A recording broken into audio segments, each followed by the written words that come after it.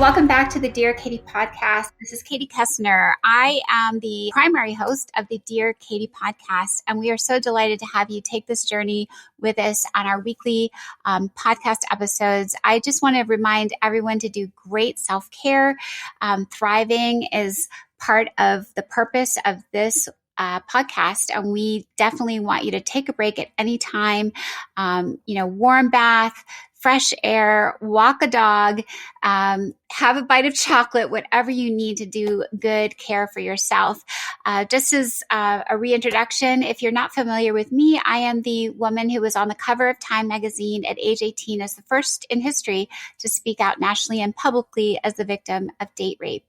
And HBO made a film about me, and I went on to become the executive director of the Take Back the Night Foundation. We are the oldest, largest global movement on sexual violence in all forms for all people in the world. So we encourage you to visit our website for lots more information.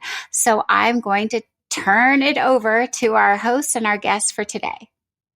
Welcome, everyone, back to the Dear Katie podcast. My name is Katie Koestner. You've seen and heard me before, and I just want to continue to implore all of our listeners to take excellent, good self-care, push pause when you need to, and go back to the Take Back the Night website for legal support, for all kinds of resources. You can read some survivor stories, and there's tons of excellent places you can go. Emily, would you like to share a little bit about yourself? Yes. Hi, everyone. It's me, Emily. You've probably heard my voice before, but I'll be co-hosting today with Katie. And I'm so excited to be speaking to our awesome guest today. Yeah, wonderful. And I'm going to read a little bit of Monica's background and bio for all of our listeners, but I just want to preface everything we're about to talk about is we are about to embark upon a healing journey with, I would call you a guru, Monica, in many senses, but I think you're going to lead us along a path of just a different way and modality of thinking about our journeys, especially on the spiritual plane. So thank you. And here's this is Monica Tyler. Monica is an ordained minister of the Circle of the Sacred Earth. She leads the Singing Blue Lotus Temple in Reading, Pennsylvania. And for those of you who don't know Reading is about an hour and 10, 15 minutes to the west of Philadelphia. You might have seen, if you're really old school on the Monopoly game, you'll see the Reading terminal as a railroad stop, and it really was. So just that's historic, nostalgic things. So Monica was initiated into the shamanic healing path by the Foundation for Shamanic Studies, and she is a certified hypnotherapist specializing in past life and abductive regression therapy. Welcome, Monica. Thank you for coming to the podcast. Yes. And just for the sake of our listeners, we are persevering through an electrical storm, maybe a hurricane. It is pouring rain. And if you see lights flicker where I am, it's because the power keeps going in and out. But we're going to stay safe, and I'll keep going. And Emily is not luckily near myself and Monica. Monica, your power might go out too. Correct. We are in that process. Yeah, no worries. No. Yeah, we are in a big rainstorm, thunderstorm, lightning storm. But maybe that's just the heavens telling us there's more power than we can handle at the moment on the podcast. So tell us, it might be a sign. So Monica, let's learn a little bit more about you. Where did you grow up? Are you from Pennsylvania? Tell us a little bit of your life story. Okay. So I grew up You're not. I grew up in Puerto Rico, so that's where I was born and raised there until the age of 18, which then I decided to move to New Jersey, and I was there for many years until I married my husband, and then we've been kind of gypsies moving all around the U.S. We've lived in California, we've lived in Illinois, Pennsylvania, Colorado, so we've had the experience of all the different kind of areas in the U.S. So spiritually speaking, I did grow up in a magical household. My family did a lot of folk magic, a lot of cleansing and healing work. However, it was mostly done like with herbal teas and different, concoctions that you would drink, and to bring healing and wholeness, especially if somebody was ill. My grandmother was, I would say, the matriarch. She was the one who kind of spearheaded everything for the family. So if somebody was going through a lot of like bad luck, a cleansing was in order. If somebody was sick, she would brew the teas and she would, take care of us in that manner. Um, and then from my mom's generation, we had an auntie. Her name was Anna, and she, I would say, was kind of like, the witch of that generation. And in my generation, I'm the one who kind of taken the baton and kind of continue our own family's tradition. However, they did practice, I would say, witchcraft within a Christian kind of setting. I always ask, it's like, how can you, correlate both? Because in Christianity, there's a very big thing that, witchcraft is not acceptable, and magical works and divination, everything that I do. So, they explained it as, you help yourself. And, God says you can help yourself and he will help you in turn. So that's how, they managed. I decided to kind of stepped away from, Christianity per se, and just kind of pursue spirituality as a whole, coming from an ecstatic trance point of view, which is where that shamanic practice comes in. Growing up, I had many. Yes. You had a question? Yes, that was like that was a lot of major, big powerhouse words and phrases. And I think we should just make sure our listeners are following along with the words you just used. Can you go back? I think maybe 3 or 4 words. I don't know. One's like stuck out. I felt like there were at least 4. Okay. You said, yeah, I maybe we could even go back to when you reference like how to justify or think about Christianity and witchcraft. And your words were, you know, the Lord says, go and find healing. And that was healing. Correct. Exactly. So they explained it in that manner. God helps those who help themselves, and that was their way. They knew how to take care of themselves, which is through the use of herbs and energetic cleansing, and we have different terms. We have like the spojos, which is a way to just get rid of all the negative baggage that you're carrying, and a person that is in the spiritual field is more apt to provide those type of services, in removing these energetic blocks and this energetic baggage that you may develop by just living life, right? Because we have positive experience and we have negative experience in our lives, and they all carry an energetic signature, and it also sometimes gets stuck, on our auric bodies, and we have to take care of that. Just like, you have a physical body, right? And you take a shower, when you're kind of sweaty or you've been out playing and you're all dirty, you remove that physical, dirt and grime.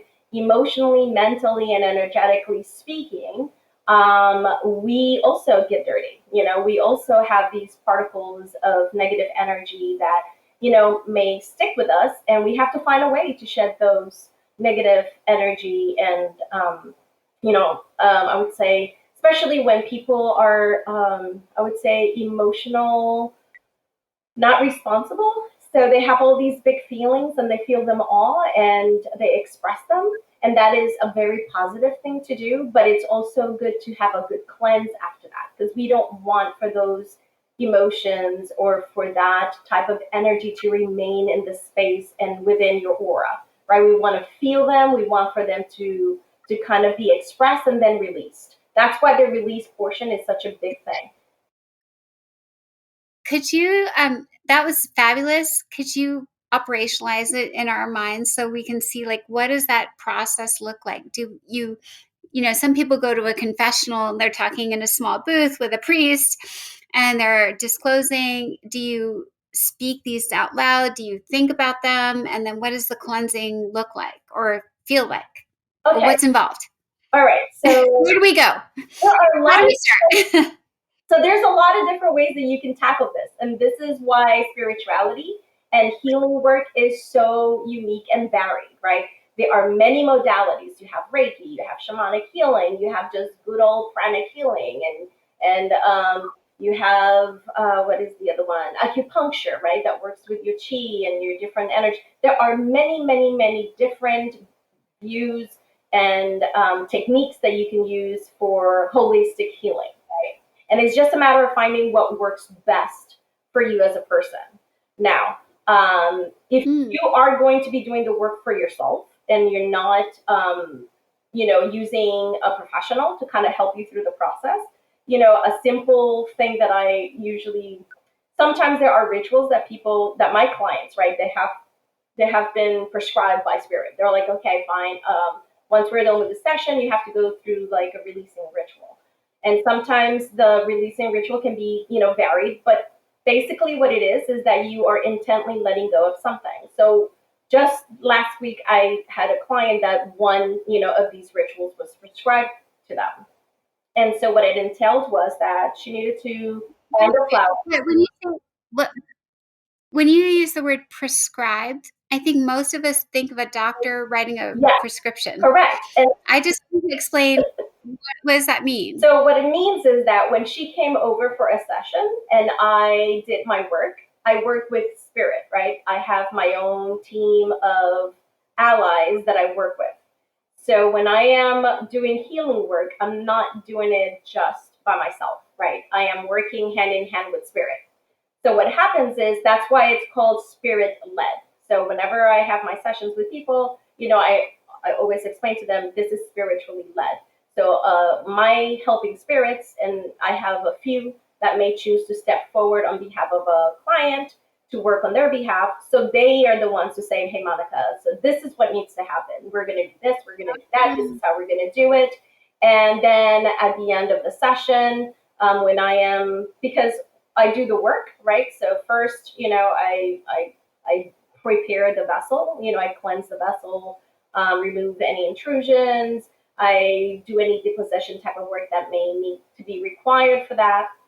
And then I go and retrieve, either a power animal to help them through the time, that they're doing. If they're open to working, with a power animal, if they're not necessarily open to work with an ally, then I just retrieve their soul pieces, right? And I bring them back and I, integrate those pieces into their being, right? And then after that, I usually let them kind of sit down and integrate the healing process. And then I sit down and start jotting all the information that I will get from the session that we had, right?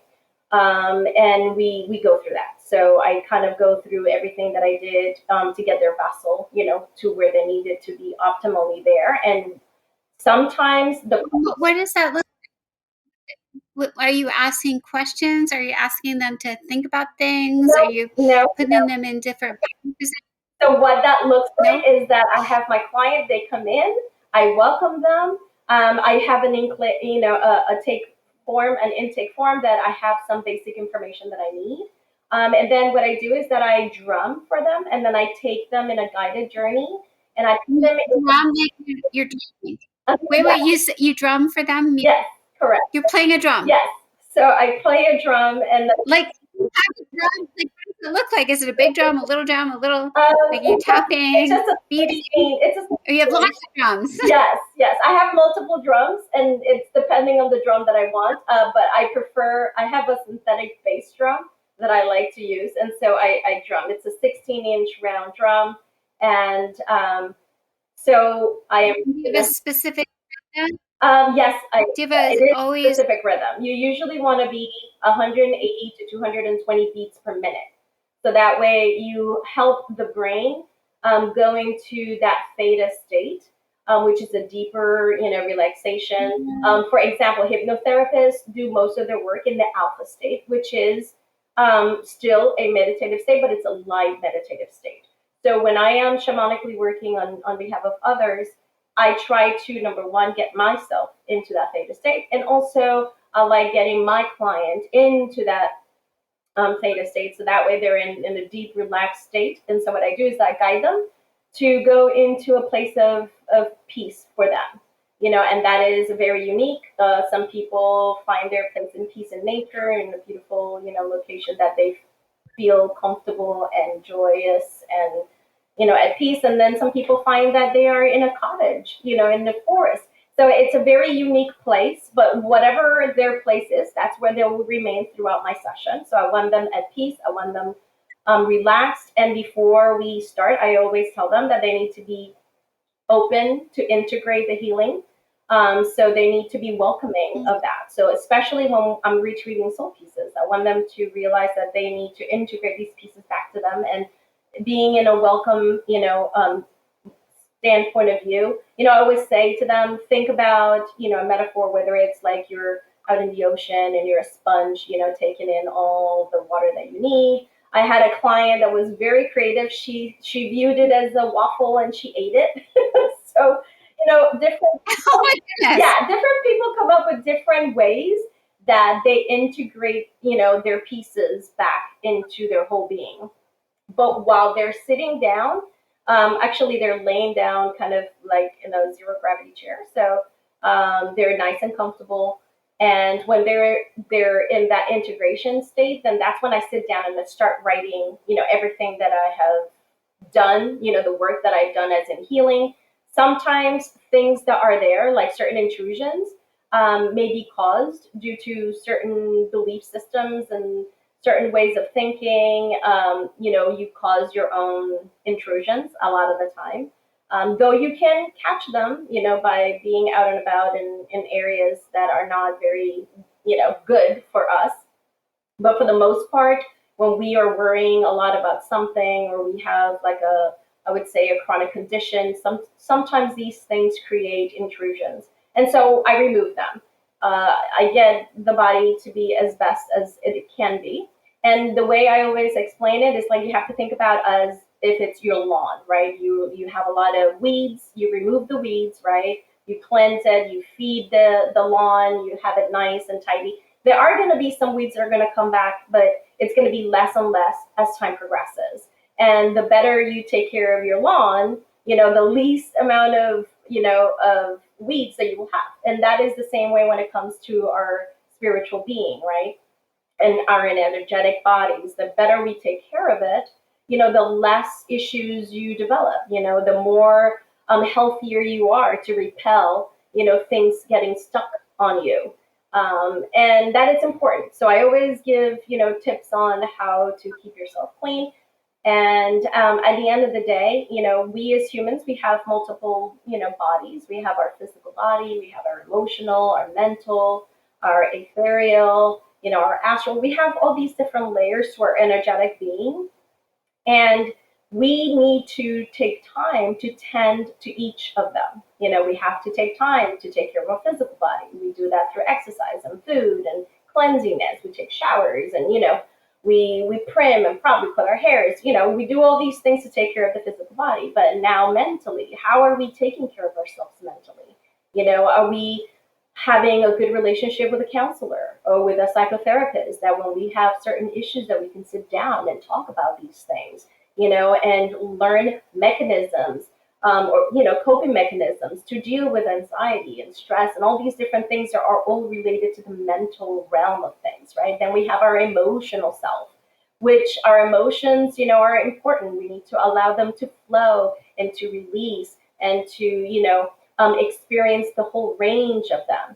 And again, a good psychotherapist and a good counselor or a spiritual leader is a good way to be able to talk to them, what I'm saying, about this, and helping yourself, be more balanced emotionally. There are different things that you can do. There's like herbal remedies, flower essences. There's a lot of different ways that you can, help that body. And then we have our astral body that also needs to be taken care of. And energetically speaking, when we're doing any type of healing work, we're removing any intrusion that we can find in any of those levels, and the energetic work that gets done then has to be integrated, hand in hand with all the other things that you're doing to take care of all your other aspects, not just your physical, which is why I do, have I do tell my clients, especially when they come for like very serious issues, right? They're survivors of trauma, that it is really healthy for them to have a licensed therapist or a a counselor or a psychotherapist that they can work with, because sometimes, especially if you have had a severe trauma and you have dealt with it. Let's say that you have dealt with it and that you came to have a shamanic soul retrieval work done, because now you're ready. You feel like you're in a good place. You're going to retrieve this piece that you left behind. So we bring it back, but with that bringing back, it can also bring back new memories. It can bring new perspectives that you didn't have before. And you may want to, discuss that a little bit further. People usually come to soul retrieval type of work. Wait. Monica, let's take a little break. That was a lot. Like, before you get to where they come to you from, Emily, what out of everything that was just shared, that was like a good solid 8 minutes of information. What should we back up and go over? No, oh my gosh, you are clearly a lecturer, and we learned so much. I think we should just go back and retrieve some of the pieces you shared, Monica, just for a little more explanation and exploration before we go to like what's next. So, Emily, I set that forth to you. Yeah, I What guess would you like to learn more about? You asked always so many excellent questions. I'm really curious about like, because I think like witchcraft and spirituality means a lot of different things to a lot of different people. And so is there like a particular set of beliefs or faith that you would describe yourself as that we could learn a little bit more about? So I describe myself as a witch. I am also a high priestess because I do lead my temple, which we gather, right? We have rituals during the new moon, during the full moon. We celebrate our Sabbats, which are our holidays, and they are earth centered, right? So we celebrate the when we have the equinoxes, when we have the solstices, and then we have the in between fire festivals. And they all are closely related to what's happening around us, right, in nature. Or is it a harvest festival? We have three of them. The first harvest festival tends to be, grain related, corn, wheat, and things like that. And then we have our second harvest festival, which we celebrate, which is usually kind of apples and certain fruits. And then our last harvest festival is mostly, the pumpkins and the gourds and, squashes, the last part of the season. So we celebrate all these things. So when you're looking or following an earth-based type of religion or an earth-centered, we really try to work hand in hand with the cycles of earth, the cycles of the sun and the cycles of the moon. So I describe myself as a witch, like I said, and a high priestess because I do, lead a temple where we have gatherings. We also have a mystery school where, we learn about ourselves and the world around us. We learn about magic. We learn about spell work. We learn about shamanic practices. We learn about the Kabbalistic tree. So it has the opportunity that those who are seeking more knowledge, they can learn, but those who don't necessarily want to further their own education, in witchcraft, they can go ahead and not necessarily do that, but still do the work, right? Still participate in ritual and do self-work. My personal, stand is that witchcraft is meant to help you be a better person, right? You want it for self-transformation, self-evolution. Granted that I would say Hollywood witchcraft is very much about trying to have control of others and so forth and so on. But that is not really to the spirit of witchcraft. However, everybody to each its own. There's different practices, there's different traditions, it's very varied. So depending on where they're coming from, where they are in their lives, and also in their own spiritual development, their practice will change. Their practice will ebb and flow. But for me, shamanic practices, that's why I call it practices, is the act of going into a trance state where you can have direct connection to spirit and to the spirit world. And that to me goes hand in hand with witchcraft because, yes. Wait, Monica, what is that like exactly? Like our listeners are probably like sponging, use that word before. What does it look like to go and access the spirit world? And my other question was, how did you become a high priestess? Like, what did you get certified? Like, are you a chosen one? Like, how does it work? So, how do you become a high priestess, and then how do we access the spirit, Okay. and what All right. spirits? So let's first talk about how to become a high priestess. So you become a high priestess through education. Like you have to go through a mystery school program.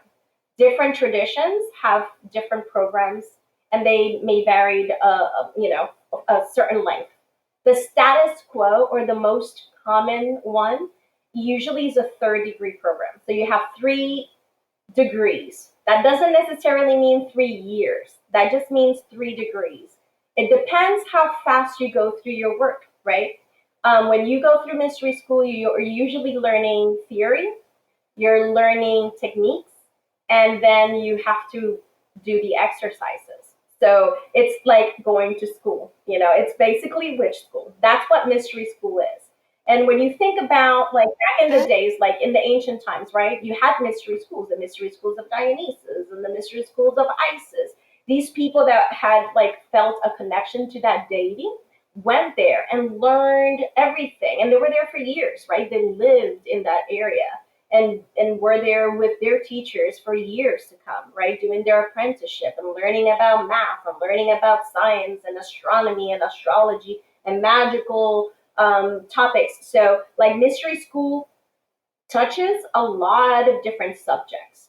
And every tradition has they have a mystery school if there are what I would consider an evolved tradition. So originally I got, or I attained my high priest status going through the mystery school of a temple that is no longer active in Illinois, but it was called the Temple of Tiananmen. And I did my 3 years with them.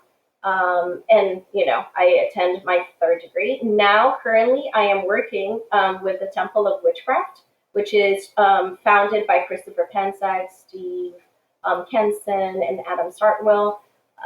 Their temple is their degree system is 5 year. I shouldn't say 5 years. It's 5 degrees. So I have completed my fourth degree. I'm currently in seminary school to get, I'm working and hopefully towards ordination, with the temple, with that particular temple. The current one that I currently have my ordination through is the very first animism church in the United States. So anybody that practices, Animism? Is it animism? Is yeah, the word you use? animism. So Animism? Is that animism means, yeah, what does that mean? so that is basically anybody that believes in shamanic practices, right? So a shaman Oh, has like 3 tenets. Like, we have everything is alive, everything has spirit, right? And we have spirit that we are divine, right? We can have this connection with everything.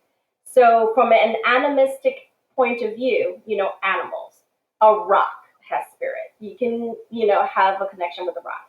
Um, wait. I thought you just did you say everything that's alive has a spirit, and then you said rock? and everything is alive. Everything.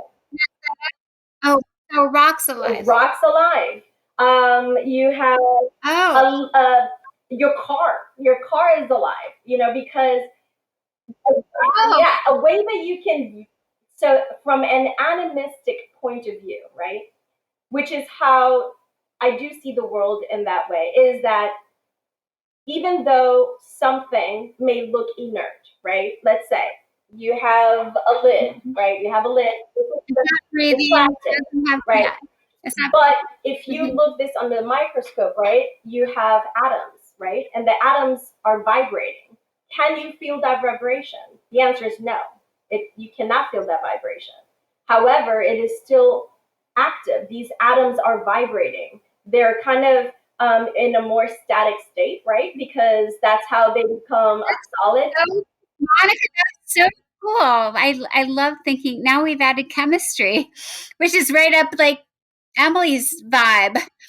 Emily is like So cool. And to Emily, I'm going to shut up. You need to ask more questions. Monica, we've got to go back and forth because, like, otherwise we might go for 5 hours. I could tell, like, we could just learn from you because you guys like 5 hours of classes. We probably only have like 15 minutes left at most, and you've already told. No, we're all good. We're good. I'm just thinking that was a huge concept so far. So far, like I'm going to summarize, listeners. Oh my gosh, hello, Monica. Monica is doing this incredible practice, taught us a little bit about how to become a shaman and a high priestess and all the dedication.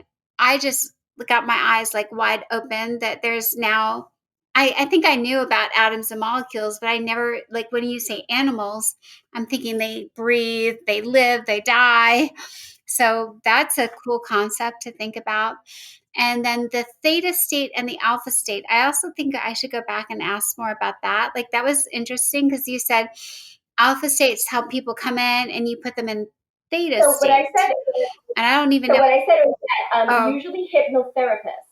So when I am doing hypnotherapy, they're going into a trance, but it's an alpha state, so it's a light meditative state. So you are more open to suggestion, which is why hypnotherapy works. It helps to reprogram, help people reprogram certain thought patterns and things of that nature. So that can be accomplished at the alpha state. The theta state is a more deep meditative state. And what happened to beta and all the other alphabet letters? I was like, we skipped beta and like some other letters, delta. Like I'm going through like we jump. Yes. So and that's why drumming helps, right? Drumming helps your brain waves get to where you need to be. So the theta state is just a deeper meditative state. It allows for a deeper connection. As a shamanic practitioner, so how do you become a shaman or a shamanic practitioner? You go to school, right? You take a workshop. Either there's many right now. There's so many wonderful shamanic teachers, that you can go and you can learn how to journey, right? So the most important thing is you have to have the understanding that when you're going into the spirit world, which you were interested, in the spirit world, you have to go with the knowledge that there are two worlds. It's this ordinary world, right? And then you have the non-ordinary world, which is what I call the spirit world. And they both permeate within each other, but nonetheless, that they're both. Some people can perceive the spirit world even in this world, and some people have to be purposely focused to be able to perceive both. Okay, so when you're in that deeper meditative state and you are training, with either the Foundation for Shamanic Studies, you have Sandra Ingerman, you have Alberto Villoldo. There's a lot of different. You have just people that are in witchcraft that knows how to do this as well, and they teach shamanic practices. Then you go into these states, but you understand that there is like a middle world, there is a lower world, and there is an upper world, and there are different ways of getting there. And then you start practicing, which is why it's called a practice, because you literally have to go and start exploring. However, just like you don't go to Italy and just start exploring, you do your homework first, right? You figure out like what are the good places to go to, what are not the places that you shouldn't. It's always helpful to have a tour, right? Or have somebody that is local that can show you around because they know everything. They know like where's a good place to eat. They know this is a safe space. They know, we don't want to go this time. We want to go at a different time because this is not the best. It's the same thing with the spirit world, which is why having healthy relationships with spirit is important. That's why when you are going to be exploring, I would say the shamanic path, you really want to establish relationships with a power animal or a master teacher that is willing to be your tour in the other world. And then that's when you start developing. How could a power animal be your tour guide? Because they can guide you. How does that work? They can guide you and they can keep you safe. So what happens? Is it a real animal or like what's a power animal? So power animals are okay. So if you're starting, let's say you're brand new to the path, but you're interested. So you do a journey into the underworld. So you're going to go through the world tree, which is the axis mundi that connects the lower world and the upper world and this world, right? It's like our mode of transport in between realms. So you go into the lower world, and from there you retrieve. You set the intention, and that's the important thing is that when we go into the spirit world, we need to have a reason to do so. We don't go there just for the fun of it, right? We go there for a purpose. Are we seeking wisdom? Are we seeking healing?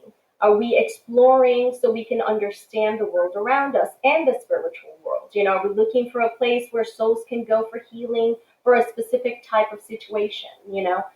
These different things. So you go with the intention. So you set the intention. I am here to retrieve an animal, a power animal that's going to help me in my journey, whatever that journey is. When I retrieve power animals for my clients, they are in a particular healing journey, right? They have certain needs and certain support system that they require. Power animals for me, they are like, you know, um, as specialists from doctors, right? So you have your general practitioner, right? And then you have your specialists. Have your eye doctor, you have your ENT, and you have, all these different things. So you have to see power animals in that manner. They are the specialists. They have certain things that they're better at than others. And depending on what your spiritual needs are, there is a power animal that is better suited to you than others.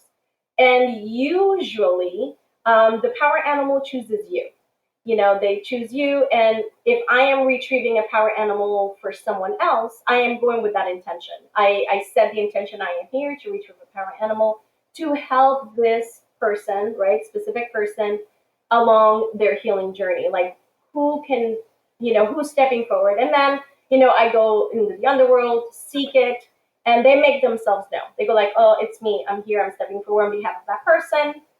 We usually have a quick chat, like, how can they show you appreciation? How can they honor you? Like, how can they contact you? How can they feel that connection between you and them? I jot all that sort of information down and I pass it down to my client, right? So they can continue that relationship. Because at the end of the day, I can do all of the work, but if the client is not willing to do the work for themselves, it's all for naught. Because if I retrieve a power animal for someone, but they're not willing to establish a relationship with them and, and work, collaboratively with them, then that power animal will eventually leave because they're like, oh, obviously they're not ready to work with me. You know what I'm saying? Like, obviously there is no reciprocity in that relationship. And so they can leave. And we don't want that, right? We want that when I retrieve a power animal, that a person has the tools necessary to maintain that friendship, right? And build on that friendship, and that they can benefit both, from that exchange between them. And so that's, how you do. And then once you have a good relationship with them, if there is a place that you want to explore and they're like, no, that space is not safe, they will guide you somewhere else. They're like, nope, we're going here. And, especially if you do retrieve a master teacher, which, if you're going to take shamanic practices seriously, you really do have to retrieve a guiding teacher. And they will say, hey, I need to show you this. Or, hey, you have the intent of looking for healing here. Come over here. I'm going to take you to this place and we're going to do a healing, thing. And then you experience that. So there's, different ways that you can explore the spiritual world. And then when you come back, give yourself clearance and balance, right? You have to cleanse your auric body. You have to make sure that you're physically, grounded enough and that you are here back into this time, into this place, and you're fully back because you have to be fully functional in this reality. And that's why I say to people, when you are doing spiritual work, it's okay to be half and half.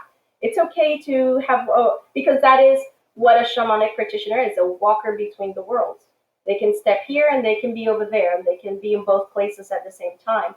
But when we're trying to live everyday life, it is important for you to be present. So if you're driving a car, you want to be fully present on what you're doing. And if you're trying to do your job, you want to be fully present on what you're doing. You don't necessarily, so, you as a person have to start developing boundaries. I'm like, okay, so this is, this is how I take care of myself. This is, this is the time for me to set aside for spirit and do spiritual work.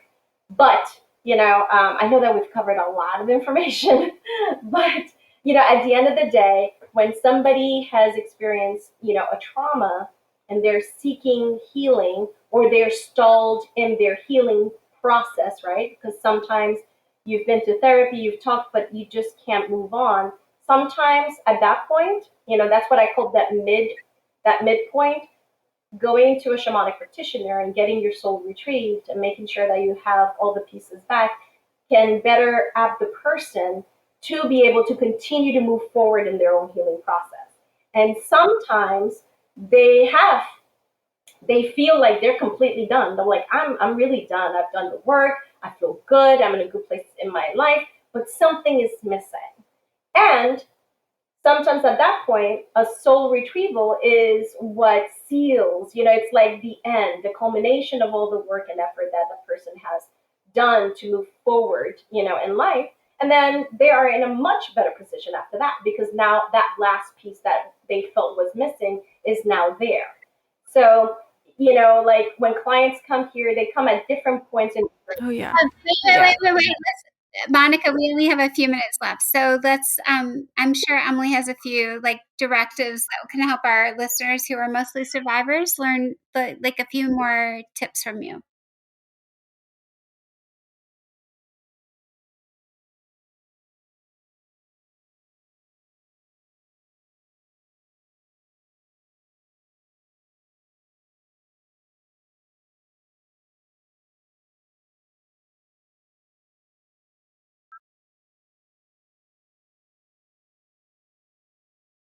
So that's a very loaded question. I probably talked about that for an hour. However, I'm going to keep things very simple. One thing that a person can do that can absolutely help them today is release baggage that does not belong to them. A lot of the times we have stuff that just don't belong to you and it brings you down. And then you're trying, to swim above, but you're so bogged down with stuff. So a good releasing ritual is in order. What do? Something simple. Grab a flower that calls to you. You're like, okay, this is the flower. Go for a walk. Go for a walk in the woods. Not, I always say don't do like a round, do like something that does not bring you back to where you kind of started or in a different route because you don't want to backtrack. But as you're walking, you can take a pedal and you can set the intention before you start walking. I have the intent of release all that does not serve me. I want to let go of whatever baggage does not belong to me. So you set the intention, then you go off where you walk. You can, every time you grab a pedal, you think about something you want to let go. When you're ready, you just let go of that pedal, and you say, I send blessings. I release this with blessings of love or, blessings of healing. And then you go through the whole entire walk. You get rid of all the different petals. Once you're done and you release the stem, whatever is left at that point, you say thank you to the flower for helping you, release all that does not serve. And you set the intention for the universe to bring back whatever belongs to other people. You're not in charge of sending the stuff back to their sender. You're just releasing it, and then the universe will figure it out where it needs to go. Okay, so you set the intention that you send this away, in love and in trust and for the highest good of all involved. So you do that. That's a good releasing ritual. That's very simple, very easy. And if you want, once you get home, you can look up the flower that actually called to you. And then you can look for magical and spiritual associations with that animal, that plant ally. And then you can do that. When you are doing that kind of work, and if you're purposeful, you are mindful as you walk, it may be that a bird catches your eye. It could be that there's a little critter or something. At that point, I would pay attention to those allies that are like trying to get your attention. And then go back home and do a little bit of research. Hey, what does it mean? I saw a squirrel and the squirrel was kind of following me. What are good squirrels for? And just learn about that. So I would say if you set the intention, you do things with mindfulness, they are very, very effective. So that is a release, right? Now, if you want to call back pieces of yourself, you're like, I want to, I had this awful experience, right? I had this awful experience. I want to be able to reclaim myself from here. one thing you can do, again, create sacred space for you in whatever fashion that means. Whether it's lighting a candle, burning incense, you know, um, creating a space of peace and tranquility. And then set the intention. My intention is to revisit this event that was very traumatic to me and to reclaim myself. So normally what I do if I'm guiding somebody through that process is that I take them back to the location and I have them look for an orb of light. Okay? So if you can see or perceive an orb of light and you see that there, you can ask or set the intention, is this a piece of me, of my essence that I'm retrieving?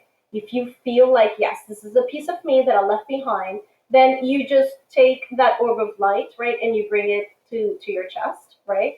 And you just integrate it and you say, I claim you as my own. You are part of me and I am part of you. And thank you for giving me the opportunity to retrieve you, to retrieve that. Then you express your gratitude to whatever spirits help you in the process. Take a good shower. I always say, take a salt bath. Put some earthy salt, some, Epsom salt. Put some sea salt for purification and cleansing. Give yourself a nice salt bath. Eat well. Give yourself a little bit of pleasure. And then that is a way that you can be in charge of your own healing process. And then is rinse and repeat. Is rinse and repeat. You think about another situation that that you left a part of you behind, and then you go and you revisit that. You look for that orb of light and you reintegrate it into your being. Sometimes people can do this. Thank you. You're welcome. And then sometimes people prefer Yeah. others to do it for them. But either or, you can have the ability to be in control of your own healing journey. Well, we truly appreciate you, Monica. You gave us so many more dimensions to consider in the healing path for our listeners. So thank you. Anything else you want to add, Emily, or can we wrap up? Yeah, I think it's like this is a really cool practice. Do you have any information about like where our listeners could go to learn a little bit more about all of this? So if you are interested in shamanic practices, right, you can visit the Foundation for Shamanic Studies. Okay, that is the Michael Harner Foundation that he created to bring shamanic practices, to the big masses. They have a weekend workshops. There's also a really good book, and it's short and precise, and it kind of gives you everything that you need to kind of get going. And that is written by Sandra Ingerman, and it's called Shamanic Journeying. And it's a very thin book. It's a quick read, but it gives you all the information that you need so you can feel safe practicing. You're like, okay, all right, I got this, I can do this. So I would read that little book. If you already are comfortable with shamanic practices and you want to go kind of deeper into the work, I highly recommend to purchase the book. It's called The Shamanic Witchcraft, book by Christopher Pansack, which has it's a whole course, so there's like 13 lessons that you got to go through, and it helps you go deeper into your own work. So it allows you to establish Thank more relationships. So I kind of like. That was perfect, Monica. Thank you so much. We really appreciate your interview and your time with us. And again, Emily, I'm so glad you were my co-host today. And, you know, please, for our listeners, go check out any of the books just recommended by Monica.